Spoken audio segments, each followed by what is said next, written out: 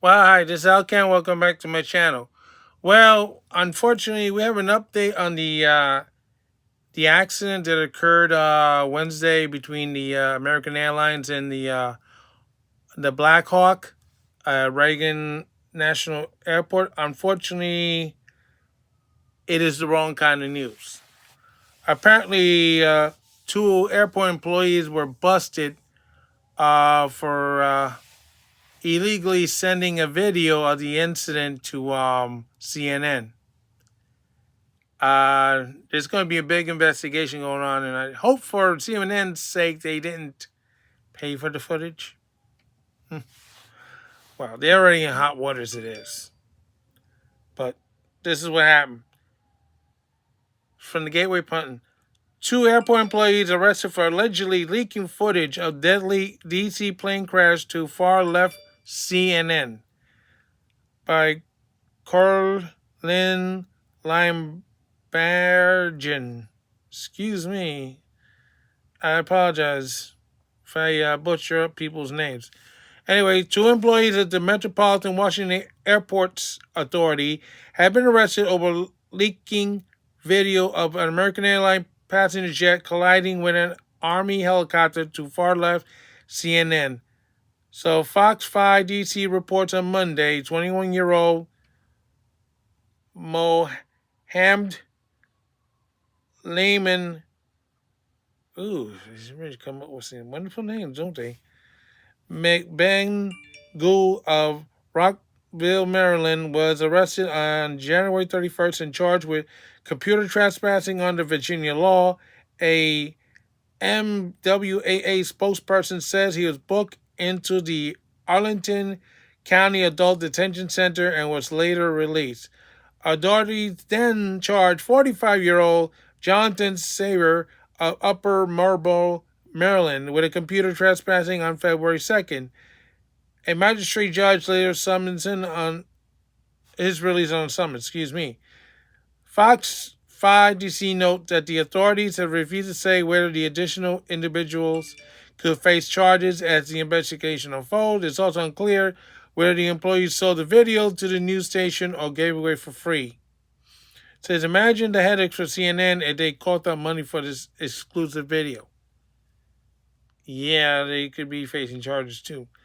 As for the Gateway Punton reported, the tragic incident unfolded at Reagan National Airport last Wednesday night where an American airline passenger jet collided with a Black Hawk helicopter during landing. All 64 passengers on the jet were killed. All three pilots in the Black Hawk also died in the accident of the crash. If an FAA report followed the incident showed that the staffing at DCA air traffic control tower was not normal at the time of the collision. One controller was overseeing both the helicopter and airplane traffic when typically one controller focused on the helicopter activity. That's because the supervisor allowed one employee to leave early before the rush hour was over. So now you had one employee doing the work of two people when this happened. Democrats and the corporate media allies later blamed Trump, even though there has been aviation shortages for years because DEI policies first implemented under Trump regime. In fact, the FBI has denied 1,000 air traffic controller applications because there were, quote, too white, and now 285 of 313 air traffic controllers facilities are dealing with staff shortages. Not only that, you had the people who originally took the test back in 2010 still suing the federal government to get those jobs because they went to school and everything to qualify for these jobs only to be denied. And it still hadn't worked. So you can look it up. It is what it is. There is a lawsuit going on. In addition, one of the Black Hawk helicopter co-pilot was revealed to be 28-year-old Rebecca Lowbratch, a White House aide for Joe Biden. Lowbratch's name was initially withheld at the request of her family. But as for Jim Hoff reported, her entire social media was scrubbed before the Army released her name, leading Americans to wonder what the government was hiding. This latest news regarding the arrest of those two employees likely will raise more questions with Americans as well. Yeah. So the thing was, it was an issue here that, remember, they didn't know at first if there was a man or woman operating the helicopter, or if the person was transgender. All our stuff was floating in the air when this incident occurred. But the also thing is that this air traffic control system of Ronald Reagan National Airport, even though they say DCA in the article, they're supposed to have 30 employees, but they only had 19. Of course, at night, they're supposed to have 4, but they only had 2. The question is, why was that one employee allowed to leave early before the rush hour was over? So now you have one employee doing both the helicopter and the airplanes. Also, another situation is we're not sure why the helicopter and the airplane was at the same level. According to the instruments of the airport, the helicopter was supposed to be at 200 feet. The airplane's around 325. But we're not sure if the instruments were working correctly. Somehow they still winded up in the same place at the same time, the same 325, give or take.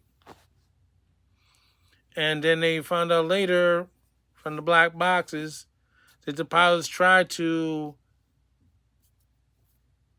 power up the jet and climb to avoid, try to avoid a helicopter, but it's in there saying, they saw a pitch, meaning that they try to raise the plane to avoid the collision, but it was too late. But the fact is that he had 2 employees that took the video and sent it to CNN. It doesn't look good for them at all.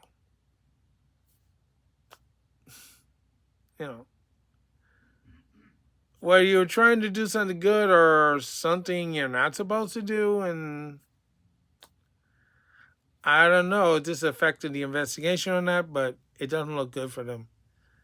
Most likely, even if they've been cleared, they're going to be fired because you're not supposed to do that. You're interfering with a federal investigation. You had tragedy, and you're doing this. It makes no sense.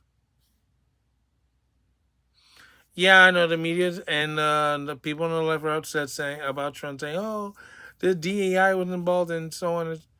Did they show the recommendation the FAA wanted in hiring people, and they wanted to hire people that were not fit to man the tower? They, from epilepsy all the way to dwarfism. I mean, a person who's a dwarf, I don't think they would have a problem, to be honest with you.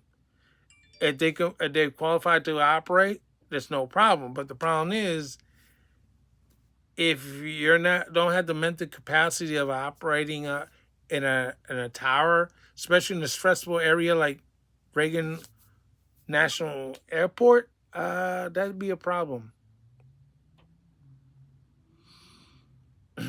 Nope.